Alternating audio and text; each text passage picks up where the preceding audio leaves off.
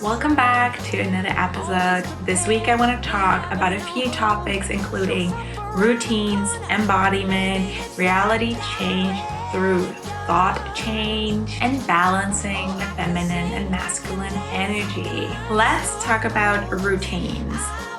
I don't know if you have any routines, morning routines, nighttime routines, or routines when you're on your cycle. There's a lot of different types of routines you could have, but I want to be honest, I think having a morning routine and a nighttime routine is so vital and important to your life.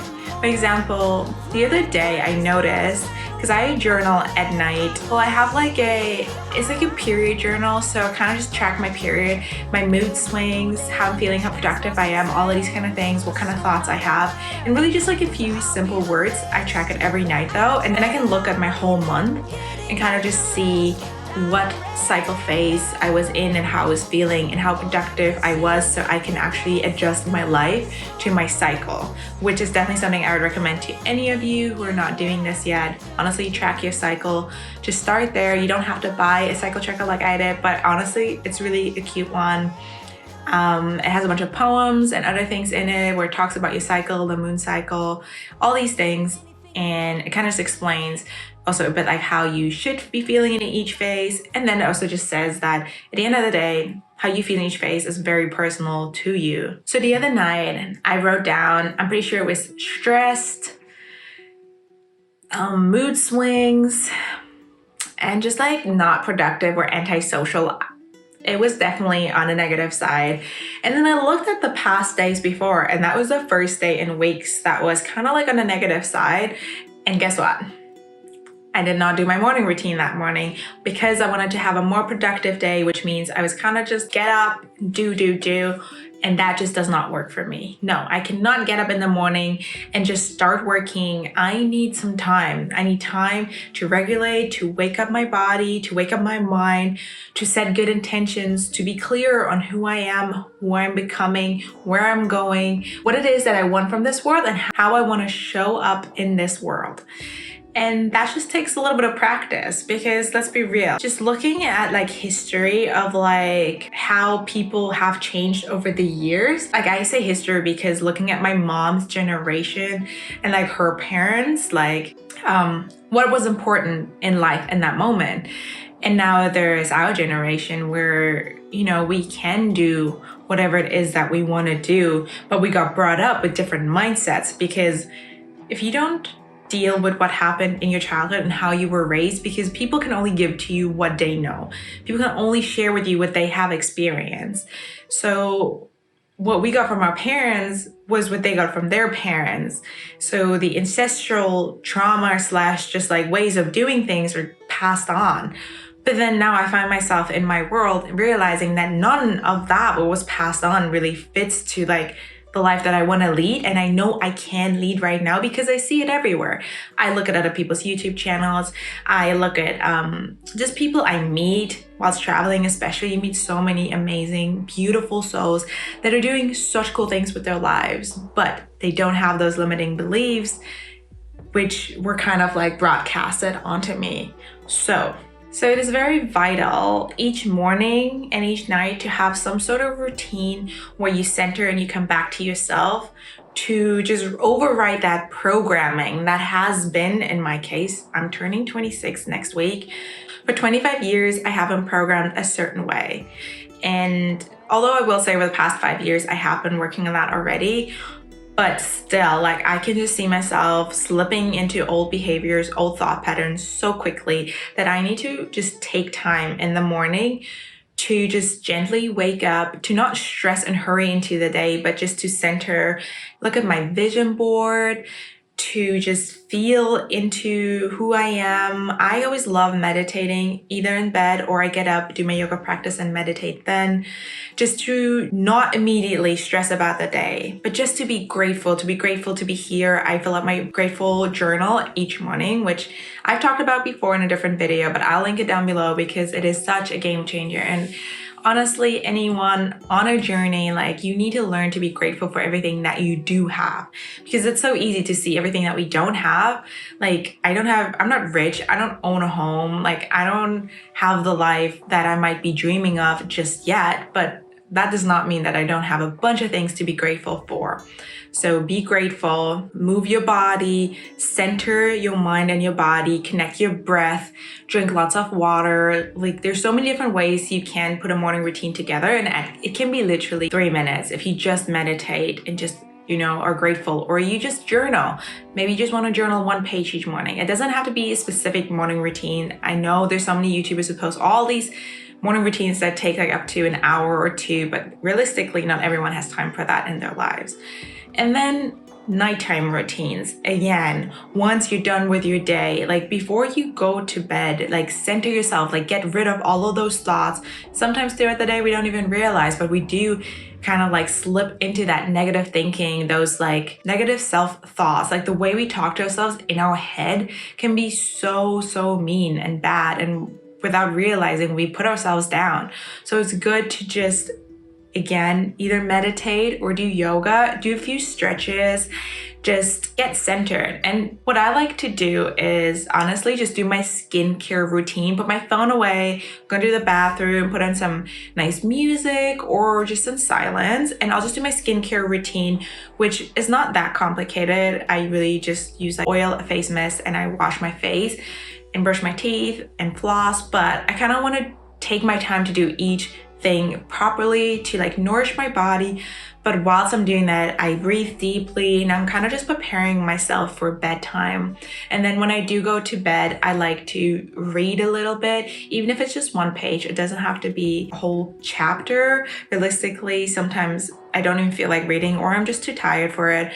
But I do try to read a little bit, and then I fill out my positivity journal for the end of the day, and then I put on some sleeping music. There's like certain frequencies. You can just search for sleep music, honestly, on Spotify.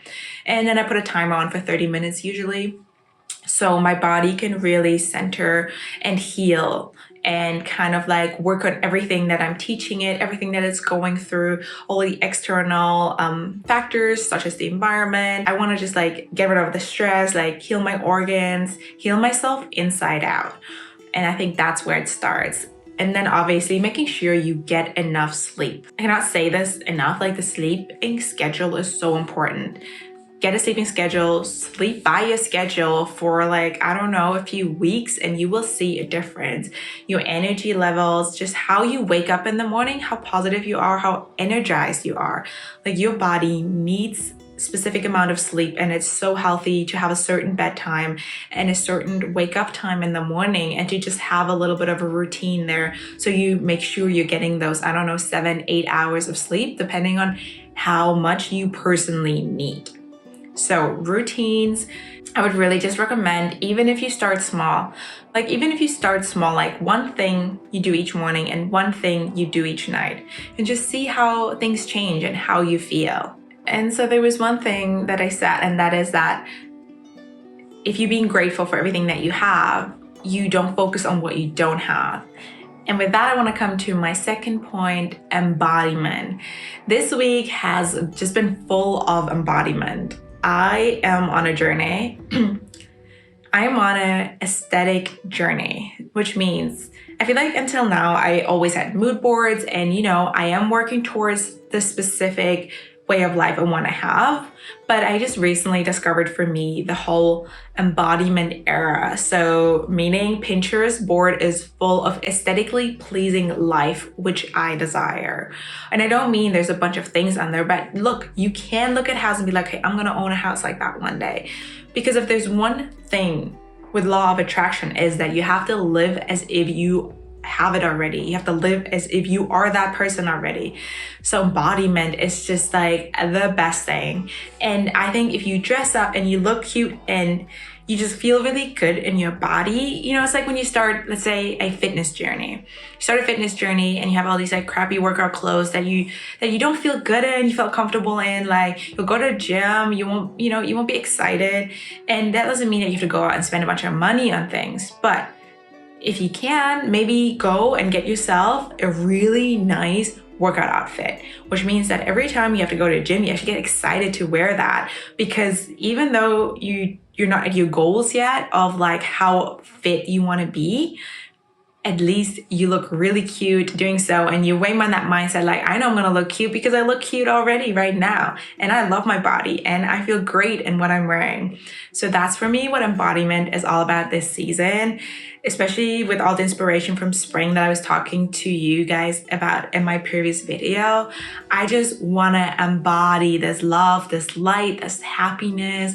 Like, I want to just have an era in my life, honestly, where I look cute and I do love what I wear. And I've never really been too much into fashion, but I do love thrifting, and I do love like these environment friendly brands and things like that. So I'm really excited just to step into that light and to have like some really cute little add-ons to my wardrobe, and just to feel my best and to just live the life that I'm dreaming of as if I'm already living it.